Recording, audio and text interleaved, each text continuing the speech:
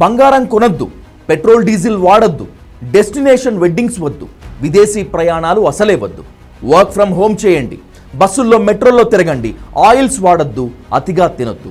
ఇది ప్రధాని మోదీ ఇచ్చిన పిలుపు. ఖజానాలో విదేశీ మారక ద్రవ్యం పెంచడం కోసం ఇదొక్కటే మార్గం అని ఆయన భావించినట్లు ఉన్నారు.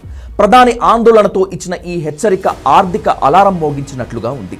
దేశ ఆర్థిక వ్యవస్థ ఎక్కడో గాడి తప్పిందనే విషయం ఇట్టే అర్థమైపోతోంది. రేపో మాపో పెట్రోల్ డీజిల్ ధరల పెంపు తప్పేటట్లుగా లేదు. నిత్యావసర వస్తువుల రేట్లు వాచిపోతాయి.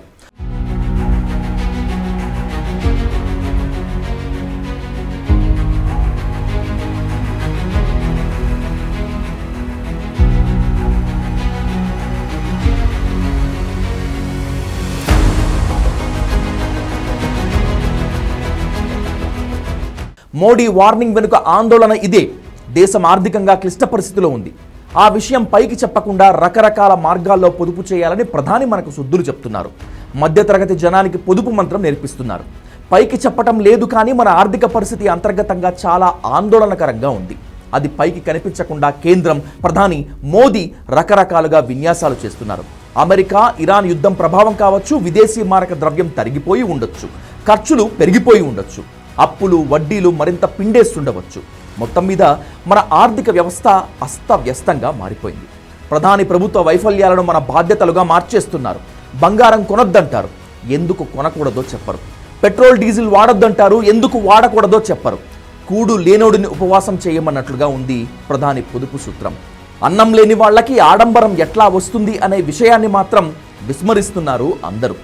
నిన్నటి వరకు దేశం వెలిగిపోతోంది అన్నారు, ఇప్పుడు కాలిపోతోంది, మళ్ళీ జాగ్రత్త అంటున్నారు.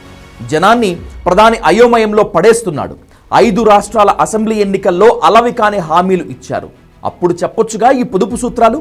ఇలా ఎన్నికలు అవగానే మళ్ళీ పొదుపు మంత్రాలు వల్లిస్తున్నాడు, మనల్ని హెచ్చరిస్తున్నారు.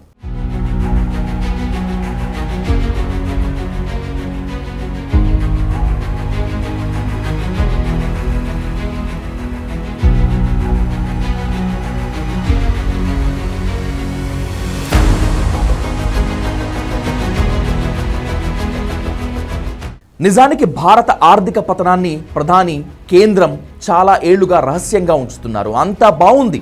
మనం ప్రపంచంలో 3వ అతిపెద్ద ఆర్థిక వ్యవస్థగా ఎదిగిపోతున్నాం, అమెరికా చైనాను మించి మనమే పోతున్నాం అని బడాయి ప్రచారాలన్నీ చేశారు.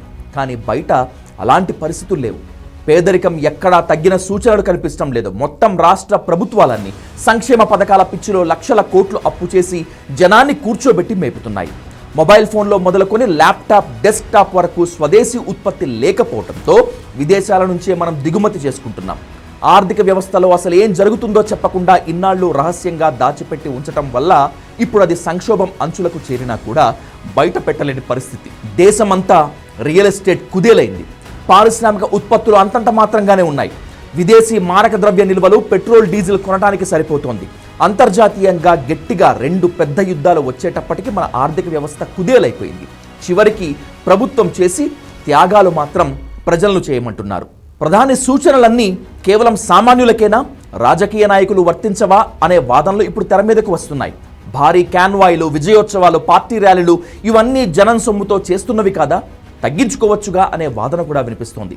ప్రజలకు పొదుపు పాఠాలు చెప్తున్నటువంటి ప్రధాని వాళ్ళ పార్టీ నేతల విమాన ప్రయాణాలపై మాత్రం ఆంక్షలు విధించగలరా లేదా?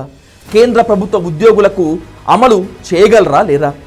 గ్రాండ్గా పెళ్లిళ్లు చేయొద్దు, డెస్టినేషన్ వెడ్డింగ్సే వద్దు, పెళ్లిళ్లకు బంగారం కొనొద్దు అని చెప్తున్న ప్రధాని మోదీ పెళ్లిళ్లు చేస్తున్న అంబానీకి, అదానికి ఈ సలహా ఇవ్వగలరా? ఆయన వాళ్ళ పెళ్లిళ్లకి వెళ్లకుండా ఉండగలరా?